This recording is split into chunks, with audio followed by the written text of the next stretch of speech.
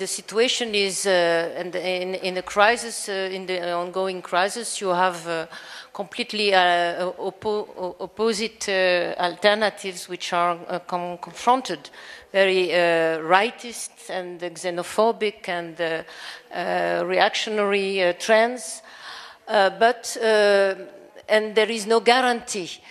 But what I do believe is that what has been said about Keynesian kind of answers, I mean, are not at all at the level that is needed today. I do believe that now we are confronted to a world systemic crisis. There is one word which has not been pronounced here, which is ecological aspect dimensions. There is a combination of capitalist and ecological crisis.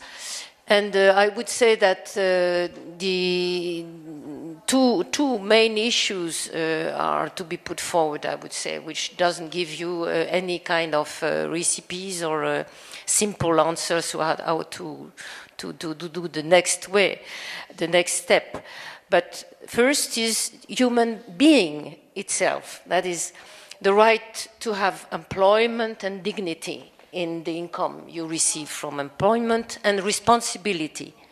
And this was not at all raised by Keynes and the Keynesian kind of answers, and it is a crucial issue which raises also as a central point the issue of democracy in economy, democracy in politics, democracy in daily life, and so on. The second aspect, which is linked with ecological issue, is also a problem of what is leading decision making. What is that is no more that should not be the money and exchange value, but use value.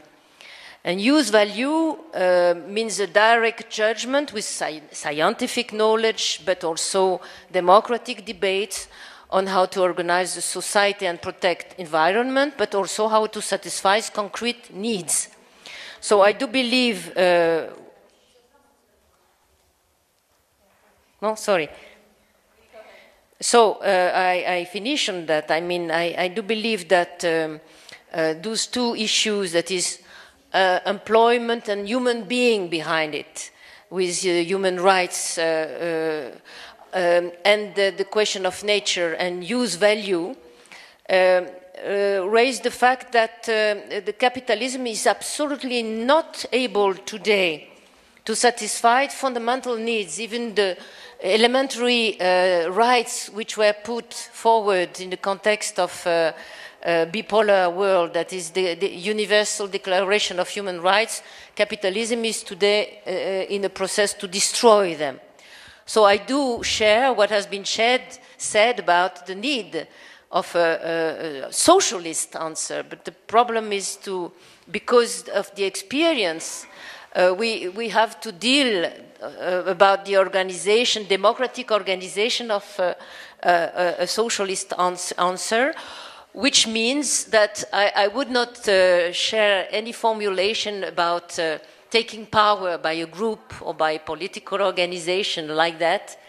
That is that there is, of course, for all of us in the world and all of radical left who wants not to keep capitalism as an horizon, the need to discuss of political activity which should not belong simply to party, which should not belong simply to any kind of vanguard, but involve really human being in social activities and broad front, combining role of parties, trade unions, social organization, inventing the form of politics. I agree with what has been said even by Boris, I think, on the fact that self-organization is not sufficient. Democratic self-organization, mobilization is not sufficient. There is a need, but I don't believe someone has to say what to do. So the problem is how to build that collective actor, pluralist actor, combining social activity, I said trade union, political experience of parties and so on, In order to articulate, you were raising the role of intellectuals, the role of experts. We can raise also the role of party, the role of trade union. I would say there is both the need of direct democracy as much as possible, people decision making, but that doesn't mean that it can be done in an efficient way without possibility of institution. I mean by institution both parties, the role of intellectual, expert and counter-expert in the final decision making.